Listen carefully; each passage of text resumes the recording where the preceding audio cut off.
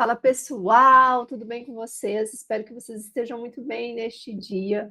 Eu espero que vocês estejam comprometidas verdadeiramente com o objetivo de vocês. E hoje nós vamos falar de História e Geografia de Rondônia. E aqui especificamente para o concurso da SEDUC-RO, seguindo de fato ponto a ponto do seu edital SEDUC-RO, no conteúdo de História e Geografia de Rondônia. Já vou começar aqui compartilhando com vocês, então essa vai ser a nossa primeira aula de História e Geografia de Rondônia, que vai ser uma aula bem bacana, porque eu realmente pensei na Banca IBAD quando preparei essa aula para vocês, então fiquem aí e já aproveito para falar para vocês, se você ainda não é inscrito no canal do YouTube, se você ainda não ativou as notificações, já faça isso, já se inscreva aqui no canal, ative as notificações e já vai deixando o seu like aqui para que a gente possa realmente sempre ficar motivado de trazer mais conteúdos para vocês. Vamos iniciar aqui falando para vocês do objetivo, né? Qual que é o assunto? É os primeiros tópicos ali do edital SEDUC-RO, conteúdo de História e Geografia de Rondônia, que fala sobre a formação histórica da Amazônia Ocidental, a parte da ocupação e colonização do território rondoniense, sociedades indígenas originárias e o contato interétnico. E aqui sempre voltando ao padrão IBAD. Então, como que essa aula foi construída, como que ela vai ser construída aqui com vocês, e qual é o objetivo? Ela foi construída a partir desse recorte do edital de História e Geografia de Rondônia, da Banca IBAD, com foco em 3 núcleos que a IBAD cobra. Quais são esses 3 núcleos? Formação histórica da Amazônia Ocidental, território como fronteira e a questão da disputa. A ocupação, colonização de Rondônia, processo de povoamento, integração econômica, infraestrutura. E a questão dos povos indígenas originários e esse contato interétnico, que é a dinâmica de contato, conflito, deslocamento, e também a questão da resistência. Aqui, nós vamos te ajudar a enxergar a engenharia das questões, e aí, nesse contexto, a IBAD ela tende a cobrar relações de causa e consequência, conceito, aí vai entrar a questão da fronteira, territorialidade, colonização dirigida, os marcos jurídicos políticos, que são os tratados, os atos de Estado, que explicam por que a região se consolidou como parte do Brasil e como Rondônia se organizou territorialmente. Então, alguns dos objetivos dessa aula para vocês entenderem. Vamos lá. Aqui, olha, o que você precisa dominar até aqui para resolver bem questões da IBAD quando considera esse assunto especificamente, quando a gente considera especificamente esses primeiros tópicos do edital de História e Geografia de Rondônia. Você precisa, para você entender bem o tema, você precisa não se perder. O que acontece aqui? Você precisa entender 4 bases. E quais são as 4 bases? A primeira base é a diferença entre natureza e território, especialmente a questão da Amazônia. A Amazônia, ela é um bioma, né? Um bioma amazônico, que é a questão relacionada à natureza. Mas ela também é um recorte histórico-político, a questão do território. Você precisa estar muito atento a isso, porque a banca vai explorar essa confusão quando ela for criar as questões para a sua prova. A segunda base é a ideia de fronteira, essa questão fronteiriça. Na Amazônia Ocidental, a fronteira ela não é apenas uma linha qualquer no mapa, ela é uma zona de disputa, especialmente quando a gente considera a história dessa região que tem ligação com a história de Rondônia. É uma zona de disputa, é uma zona de circulação, é uma zona de circulação estatal, é uma zona de circulação econômica, então tem tudo isso relacionado. A terceira base que você precisa entender bem é a diferença entre ocupação e colonização. Ocupação é a presença, a fixação ali, colonização é o conjunto de políticas, de ações, de fluxos migratórios, de infraestrutura que vão tornar a ocupação duradoura, racionalizada, organizada. E isso aqui, essa confusão que muita gente faz, derruba muita gente, tá? E a quarta base, nesse sentido, é o conceito de povos indígenas originários e o de contato interétnico. Aqui, o que você tem que entender? Que não basta você dizer que houve um contato, não basta você saber que houve um contato. É importante, é preciso que você saiba que o contato ele produz. Produz o quê? Impactos sanitários, impactos territoriais, impactos culturais, resistências, e como a banca ela costuma romantizar esse processo em alternativas erradas para realmente colocar uma casquinha de banana ali para você escorregar, tá? Seguindo aqui, vamos falar de algumas coisas importantes, né? Quando a gente olha para esse conteúdo, você precisa entender que existe uma linha do tempo, que é uma linha do tempo mãe, é a coluna vertebral do conteúdo. Então, a lógica cronológica é o fio condutor. Inclusive, aqui no canal já tem outras aulas sobre isso. Então, esse fio condutor, você vai o quê? Você vai ir pendurando os detalhes de cada marco. Lembra, 1494, Tratado de Tordesilhas, Divisão Ibérica Inicial, 1750, Tratado de Madrid, conceito do Utiposidetes, que já tem outras aulas aqui, quem ocupa é quem possui a terra de fato. 1867, Tratado de Ayacucho, que o nome oficial é Tratado de Amizade, Limites, Navegação, Comércio e Extradição entre Brasil e Bolívia, o marco bilateral, que é muito relevante no debate dos limites amazônicos. Lembrando que essa não é uma aula de tratados, tem uma aula de tratados aqui que eu coloquei, então já clica nela para você ver, tá? Eu vou deixar o link aqui abaixo. E também tem o Tratado de Petrópolis de 1903, que coloca fim à disputa territorial em relação ao Acre. O Brasil se compromete com a construção da estrada de ferro Madeira-Mamoré e tem uma reconfiguração de fronteiras e também da logística regional. Depois, posteriormente, também vai ter o Tratado de Washington, tá? Que também está nessa aula, mas essa aula aqui não é uma aula de tratados, só para você entender. Então, final do século XIX, início do século XX, a gente vai ter o quê? Ciclo da borracha, primeiro ciclo da borracha, e esse primeiro ciclo da borracha vai ser o motor de ocupação, motor de circulação, e também muita questão de conflitos. E as décadas centrais, ali do século XX, o que acontece quando a gente pensa nesse conteúdo? Acontece a intensificação de controle estatal, o que a gente vai chamar de integração territorial, ou seja, a expansão administrativa, a ocupação dirigida, a colonização dirigida, a infraestrutura, com todo um discurso oficial por parte do governo federal, ali no período ainda do governo civil-militar. Para você entender bem isso daqui, você vai pensar assim, ó, a Amazônia Ocidental como um cadeado de 3 chaves.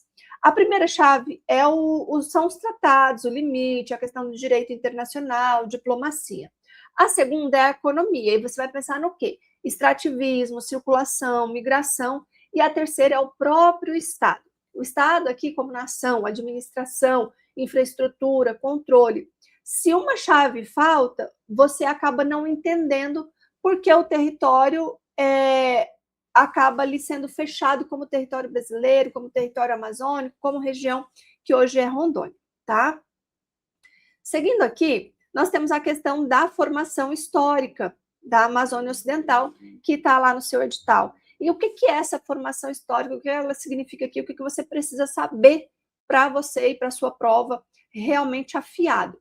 Então, aqui a formação histórica da Amazônia Ocidental, ela não é quando começou a Amazônia, ela é sim como a região foi sendo incorporada ao espaço político. Então, quando você for pensar nessa formação histórica da Amazônia Ocidental, você vai pensar em como ela foi sendo incorporada ao espaço político do Brasil, como ela foi se consolidando em termos de soberania, de controle, né? A questão do controle sobre essa área que é muito extensa, que era pouco povoada por colonos nesse período de colonização, mas ela era densamente habitada por povos indígenas. Veja que esse primeiro tópico engloba tudo isso, tá? Então, a marca histórica da Amazônia Ocidental é ser uma região onde o Estado entra, e esse entra, entre aspas mesmo, por uma estratégia econômica e não por um interesse de urbanização precoce. Não foi que aconteceu uma urbanização precoce aqui, e aí é muito importante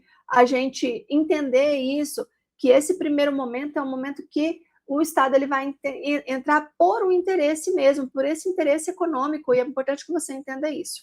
Outra questão, o Tratado de Tordesilhas, nessa questão da formação histórica da Amazônia Ocidental, o Tratado de Tordesilhas, 1494. Ele é um marco inicial e também é uma armadilha muito clássica quando a gente fala de questões de concurso público, tá? O Tratado de Tordesilhas foi assinado em 7 de junho de 1494, então ele definia uma linha imaginária, uma linha de demarcação a 370 léguas a oeste de Cabo Verde, para dividir as terras recém-descobertas, né, e também as terras por descobrir, e isso era dividido entre Portugal e Castela, Portugal e Espanha, tá? O que a IBAD gosta de fazer aqui, gente? Bastante atenção nessa hora. O que a IBAD gosta de fazer aqui? Ela gosta de colocar o Tordesilhas como determinante final das fronteiras, e isso costuma estar errado. Por quê? Em termos históricos, na prática mesmo, a ocupação portuguesa ela avançou além da linha de Tordesilhas, eu já falei isso várias vezes para vocês, e o Império ele precisou renegociar, precisou rever esses limites, precisou rever os limites com outros tratados. Então, um ponto de prova muito importante aqui é que Tordesilhas é um marco de disputa e ele não é um mapa definitivo, não é um mapa definitivo que consolida definitivamente a divisão territorial, tanto que toda essa região que hoje é a Amazônia, que é o estado de Rondônia, inicialmente pelo Tratado de Tordesilhas era posse da Espanha e depois passou a ser posse de Portugal, pelo Tratado de Madrid. Vamos entender isso mais um pouco? E aí a gente tem aqui, ó, o Tratado de Madrid. O Tratado de Madrid, o que ele traz esse conceito que ele confunde muito na prova, né? Ele parece um conceito que está disfarçado. Então, o Tratado de Madrid, você vai lembrar que ele é de 1750, e ele substitui a lógica chamada lógica geométrica, tá? Que vinha aplicada pelo Tratado de Tordesilhas. E ele passa a ter uma lógica de posse, de fato, posse efetiva. E qual que é essa lógica? É o conceito do utiposidetis, pertence, a terra pertence a quem a ocupa. Esse princípio ele vai ajudar você a entender o quê? Vai ajudar você a entender que, ao longo do tempo, áreas amazônicas foram sendo reconhecidas como portuguesas ou brasileiras, não por uma linha abstrata, mas por uma presença, por circulação, por controle. E isso cai na prova, muito, muito, muito. Como que cai? Cai em alternativas que falam que quem ocupava determinava o direito, posse efetiva, ocupação como critério de soberania. E se você não reconhecer o conceito, você acaba errando. Então, o conceito de possidetis precisa estar muito bem estabelecido na sua cabeça. Você precisa realmente dominar esse conceito.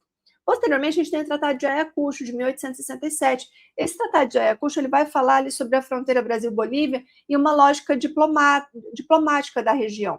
Esse Tratado de Ayacucho ele é assinado em 23 de março de 1867, e ele é conhecido também, na verdade, o nome oficial dele é Tratado de Amizade, Limites, Navegação, Comércio e Extradição entre Brasil e Bolívia.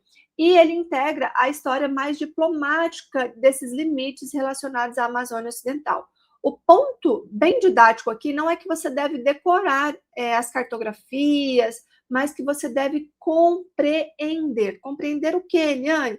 A função desse tratado. O Império do Brasil, naquele momento, ele buscava o quê? Estabilizar a fronteira e também organizar as relações de navegação, de comércio, nessa região que a presença efetiva e depois também a questão econômica da borracha, ela era muito tensionada, ela tensionaria tanto o controle territorial quanto o controle populacional, porque tem toda a questão do Acre. Então, como que a banca IBAD ela vai trabalhar isso? Ela associa Ayacucho a limites Brasil-Bolívia, ela associa o Tratado de Ayacucho à navegação e também a questão dos conflitos. É um tratado que ele precede os conflitos em relação ao Acre, que vão acontecer posteriormente, e frequentemente ela tenta confundir, relacionar esse Tratado de Ayacucho com o Tratado de Petrópolis, tá?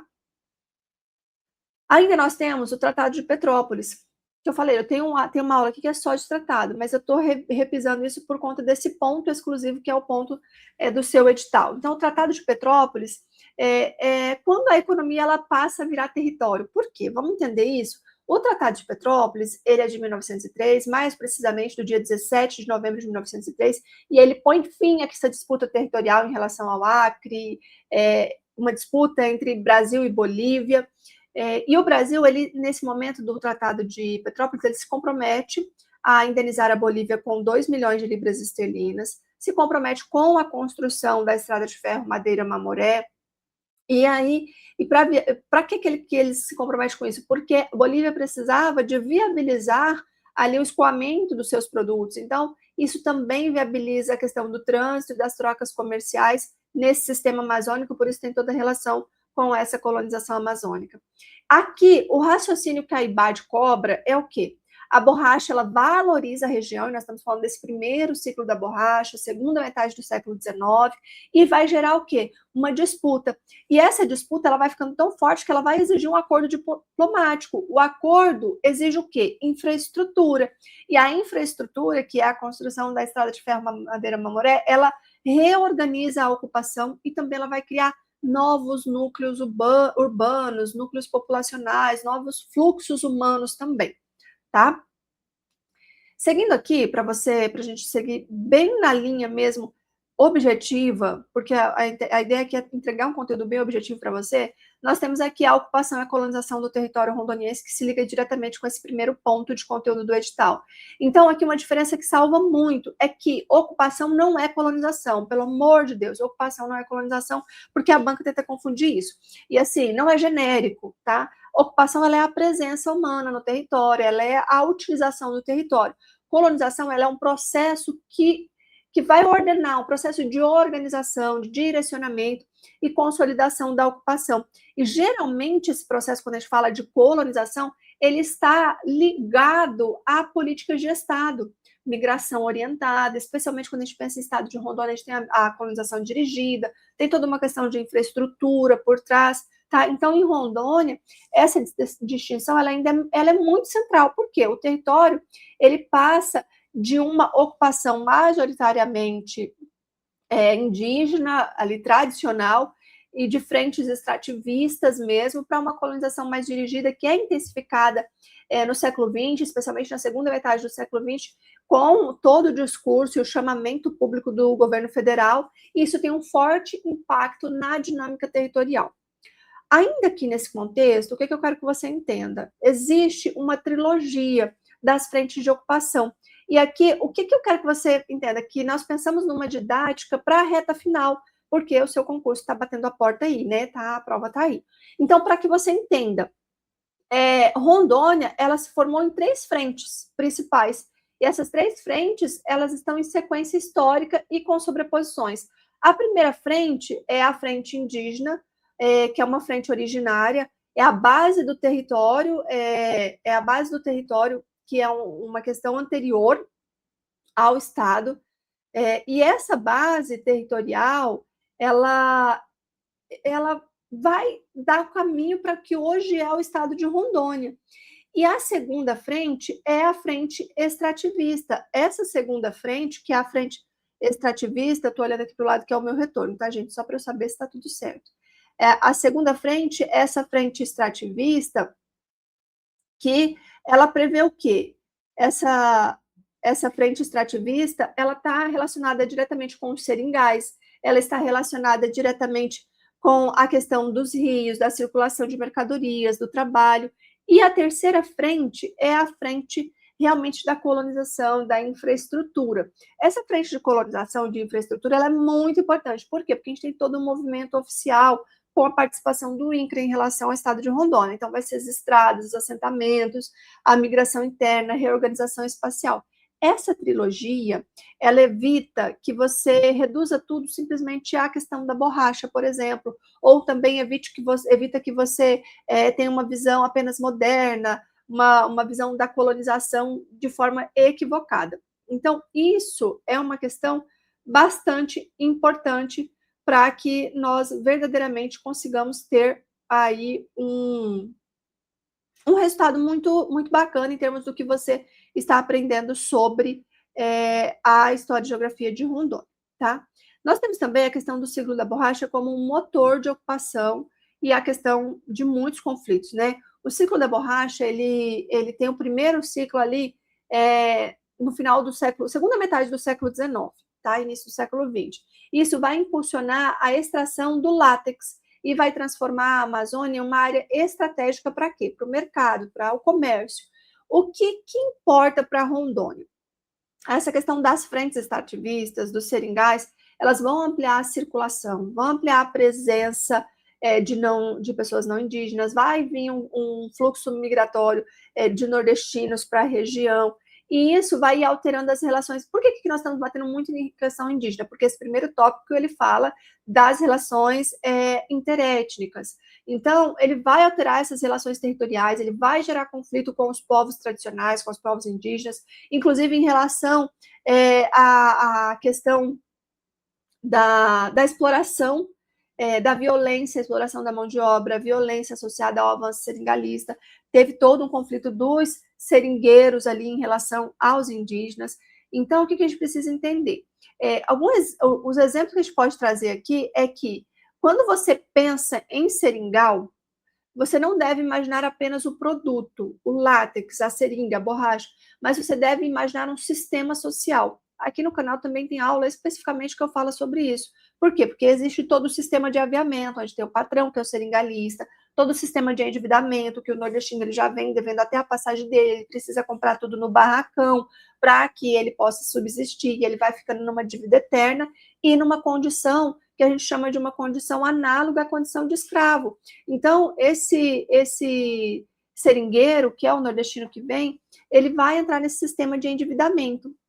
Então, você não deve imaginar a questão do ciclo da borracha apenas como o seringal, como o látex. Você tem que imaginar essa questão de todo um contexto de produção, de um sistema social, que é o sistema de aviamento. Esse sistema de aviamento sempre baseado no endividamento prévio. Então, isso é a base das questões que vão falar de relações de trabalho em relação a esse primeiro tópico do seu edital, tá? E aí nós vamos ter também a questão da colonização dirigida e a BR-364. Gente, a colonização dirigida e a BR-364 é o que a gente chama de salto territorial, quando a gente pensa no estado de Rondônia, no território de Rondônia.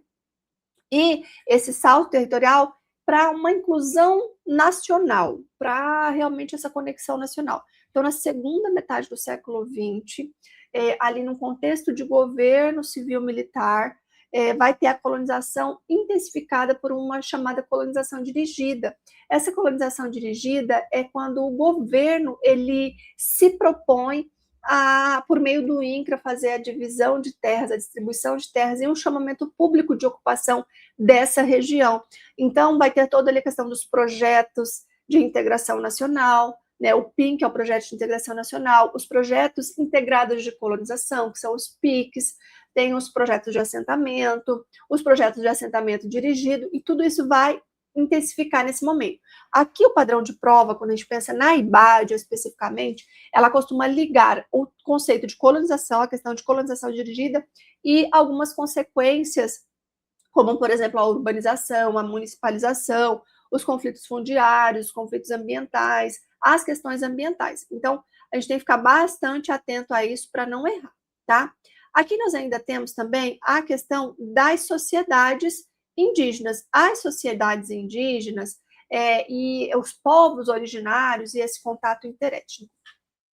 Sociedades originárias. O que a banca espera que você compreenda, pelo amor de Deus? Chamar os povos indígenas de originários significa o quê, gente? Significa reconhecer a anterioridade histórica e territorial que eles têm em relação ao Estado, em relação ao Estado Nacional, em relação à colonização, em relação a esse processo de colonização.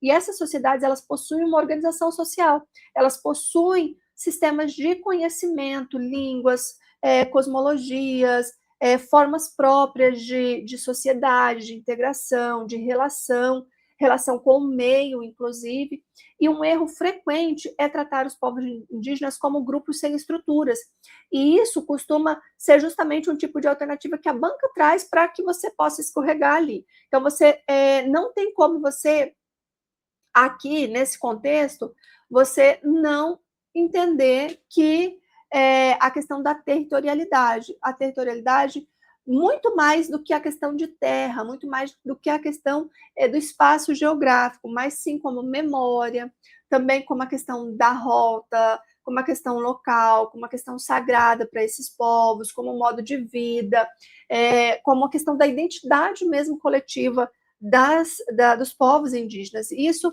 é importante você entender para você fortalecer as suas respostas, tá? Ainda aqui, a gente vai ter a questão desse contato, deixa eu só ver aqui se falta muito. Espera aí, que eu estou no meu retorno aqui, gente. Esse contato interétnico. O que é esse contato interétnico, gente? Esse contato de territorialidade, né? Esse contato interétnico, deixa eu só ver que eu pulei um slide aqui, né? Esse contato interétnico, ele tem conceito e ele vai trazer, a banca vai tentar te derrubar aqui. O contato interétnico, ele é a interação entre os grupos de identidades étnicas distintas, tá? Sobretudo entre indígenas e não indígenas. Por exemplo, a gente pensa nos indígenas, nos seringueiros, nos colonos, nos missionários, nos agentes dos estados. E esses termos históricos, em relação a esse contato, ele frequentemente produziu impactos sanitários, por exemplo, esses impactos sanitários em relação à saúde dos indígenas e também os impactos sociais. Inclusive, a própria literatura, em relação à literatura de saúde indígena, dos estudos que foram feitos, eles falam sobre esse contato, destacando algumas formas de contato que geram vulnerabilidade e uma reorganização profunda. Tanto que a gente tem, assim, o chamado genocídio dos indígenas, tanto pela violência do contato, quanto pela introdução de alguns tipos de doenças que os indígenas não tinham, e eles não tinham ali, o organismo deles não estava preparado para isso. Então, o principal risco de prova é o quê? Achar que o contato, ele é sinônimo de integração harmoniosa. Não é, tá? A banca, ela vai construir alternativas bonitas, ali num tom pacificador, para que você possa escorregar. Isso sempre vai ser uma pegadinha, muito cuidado com isso. E o contato, ele pode envolver tanto a concepção de intercâmbios, mas envolve muito a questão das assimetrias, das violências, dos deslocamentos ali em relação a território, da pressão cultural, tudo isso, tá? E essa questão ainda da territorialidade, desse contato e da territorialidade, um exemplo que a gente tem aqui, que dá para trazer, que existem estudos que eles analisam o contato com a sociedade não indígena e como isso se reorganiza, como os modos de apreensão do território e também os impactos em terras indígenas em relação a Rondônia, que Rondônia é um ambiente com muitas terras indígenas, com uma população indígena bastante relevante. Então, isso demonstra que o contato ele é um processo histórico e tem efeitos concretos, efeitos práticos na vida das populações indígenas e no espaço também, nas práticas sociais e tudo mais. Então, não tem como você transformar isso em um caso específico de prova, mas a gente tem que entender isso como um recurso didático. Por quê? O contato, ele não é um evento em si, ele é um processo com fases. Então, você tem que entender que é um processo, para você entender de forma didática, que ele é um processo com aproximação, com choque, com adaptação, com resistência, com reorganização, tá? Seguindo aqui, eu coloquei para vocês uma tabela, deixa eu só abrir no meu retorno aqui, porque fica muito pequenininho para eu acompanhar com vocês aqui. Então, vou abrir aqui no meu retorno. Isso. Aqui nós temos uma tabela para vocês verem. Olha só. Esse quadro, essas tabelas de consolidação, por que é importante a gente entender? Porque esse primeiro quadro aqui é a Amazônia como 3 objetos. 3 objetos, e para você não ter confusão, é conceitual. Então, você vai ter, por exemplo, o termo Amazônia como bioma. A Amazônia como bioma, o que é? Você vai pensar no recorte natural, no recorte ecológico, e como a IBAD costuma cobrar. Clima, fauna, flora, dinâmica ambiental. Nós temos também a Amazônia como a questão legal. E aí você vai pensar, quando você pensar isso, no recorte político-administrativo. Como a IBAD vai cobrar? Parte de planejamento, políticas públicas, não é necessariamente a natureza. E aí, quando fala Amazônia Ocidental, é quando a gente está pensando no recorte histórico-geopolítico. Então, você vai pensar na fronteira, nos tratados, na integração territorial, na parte de ocupação. Ainda nesse sentido, nós temos esse quadro 2 que eu coloquei para vocês, que é a ocupação versus colonização. Uma distinção que você precisa entender. Então, existe o quê? O conceito de ocupação, por exemplo, é a presença, é o uso do território. Você vai pensar na sua prova como a questão da fixação, da circulação, frentes de expansão. Quando a gente fala de colonização especificamente, você vai pensar no quê? No núcleo de organização e consolidação da ocupação. E aí a gente entra com o quê? Políticas, assentamentos, infraestrutura, a migração dirigida, ocupação dirigida, colonização dirigida, participação do Estado nesse conceito, nesse contexto, tá? Seguindo aqui para você, para a gente assim, finalizar com tipo chave de ouro aqui, né? Caminhar para uma finalização. Como que a IBAD costuma cobrar esse tema? E aí eu quero que você entenda aqui que eu estou falando de padrões de questão mesmo, sem inventar um enunciado, sem nada. É para você entender contexto, por favor. Quando você entende contexto, você consegue muito, tá? Você consegue, assim, deslanchar mesmo. Então, a IBAD, ela tende a cobrar de 4 maneiras. Primeiro, por confusão conceitual, ou seja, ela vai ali trazer uma confusão conceitual entre a Amazônia Ocidental versus a Amazônia Legal versus a Amazônia como bioma. Ocupação versus colonização, indígenas originários versus povos tradicionais. Isso aí ela vai trazer como confusão e você precisa ter muito bem estabelecido. O segundo ponto que ela pode cobrar é por cronologia, com a questão da causalidade. Então, por exemplo, tratado, disputa, economia, infraestrutura, ocupação. Tratado por conta de uma disputa, por conta da economia, que tem uma infraestrutura e que influencia na ocupação. E isso, especialmente quando a gente pensa no Tratado de Petrópolis e os seus efeitos, porque tem toda uma questão do Acre envolvida, uma questão de ocupação, tem toda uma questão também de reorganização de infraestrutura, tá? Terceiro ponto, que ela cobra também por romantização do contato. E aí nós estamos falando desse ponto específico do seu edital, lembra disso, tá? Que aqui eu trouxe especificamente o primeiro ponto do seu edital, que vai falar aí sobre essa questão da formação histórica da Amazônia Ocidental, da ocupação e colonização do território rondoniense e da questão das sociedades indígenas. Então, o terceiro ponto que ela pode cobrar é por romantização desse contato. Então, ela pode trazer alternativas que descrevem um contato interétnico com integração pacífica, linear, e ignorar a questão dos impactos das assimetrias, que a tendência é trazer essas alternativas erradas. O quarto ponto de cobrança pode ser por palavra absoluta, como sempre, nunca, exclusivamente. Em processos amazônicos complexos, e aqui a gente está falando desse assunto em específico, essas palavras absolutas, elas costumam sinalizar também uma alternativa que não está correta, que está errada. Então, muito cuidado com isso, esteja sempre muito, muito atento em relação a isso, tá? Aqui a gente encerra mais uma aula e eu quero deixar a mensagem para você. Se você achar que você pode ou que não pode, de qualquer modo você está certo. Porque assim como eu sinto na minha alma, assim de fato é. Gente, aqui a gente encerra mais uma aula e essa aula é especificamente para o concurso da SEDUC-RO, os primeiros tópicos ali de História e Geografia de Rondônia. Eu espero verdadeiramente ter ajudado você nesse ponto, que você possa caminhar sempre com muito comprometimento com o seu objetivo, que é a aprovação. Já peço para você, se você não é inscrito no canal, se inscreva no canal, já ativa as notificações para você ficar por dentro sempre quando tiver um novo vídeo aqui no canal. Já também deixa o seu like nesse vídeo, que é muito importante, deixa o seu comentário aqui, compartilha com outras pessoas que também precisam desse conteúdo. Aqui na descrição do vídeo, eu tenho o link do meu Instagram também, vai lá e me segue. E também nós temos aqui o link do material em PDF para você aprender a utilizar inteligência artificial em concurso público. E também nós temos aqui o link do material de História e Geografia de Rondônia em PDF. E também temos o nosso contato para caso você queira mentoria para o concurso, com planejamento, organização, orientação, direcionamento e acompanhamento em tempo real, para que você possa se preparar de maneira estratégica e assertiva. Eu fico por aqui, desejo que você tenha muito sucesso na sua trajetória. Tchau, tchau e até a próxima.